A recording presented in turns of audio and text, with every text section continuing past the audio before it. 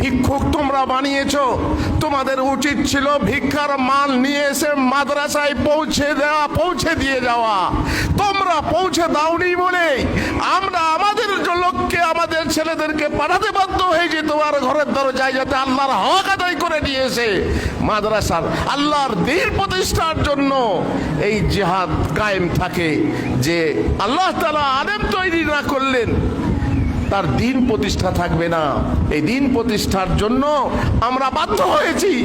আর আমরা বাধ্য হয়েছি, তোমরা আমাদের হাতে ঝুলি ধরিয়ে দিয়েছো, তারপরেই তোমরা নিজেরাই আমাদেরকে ভিখারি বলছো। লজ্জা লাগে না? উল্টে চোর গৃহস্থকে ডাঁটে, ভিখারি বানাচ্ছ তোমরা, ভিখারি বলছো উল্টে চোর। আর এইভাবে তোমরাই আমাদেরকে বদনাম করেছো। কিন্তু আজ মাশাআল্লাহ ভিখারি বিদ্যা বলা কমে গেছে।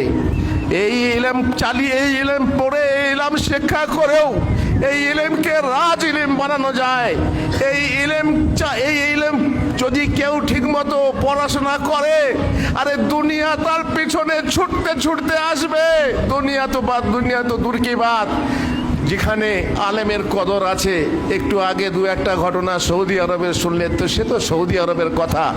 সৌদি আরবের কথা হোক বা না হোক, আল্লাহ তাআলা যাকে ইজ্জত দিতে চাইবেন সে সারা ভারতবর্ষে বা বাংলাদেশ, পাকিস্তান যেখানেই হোক তার কদর উচ্চতরে উন্নীত হবে এবং আকাশের উজ্জ্বল তারকার মতো মানুষের সামনে উজ্জ্বল হয়ে থাকবে। এ ইলম আর ভিখারি ইলম নেই, এ বিদ্যা আর ভিখারি বিদ্যা নেই। সুতরাং খবরদার, এই বিদ্যাকে, এই বিদ্যার্থীকে, এই বিদ্বানদেরকে খবরদার ছোট করার চেষ্টা করো না। এদেরকে অবজ্ঞা অবহেলা করো না।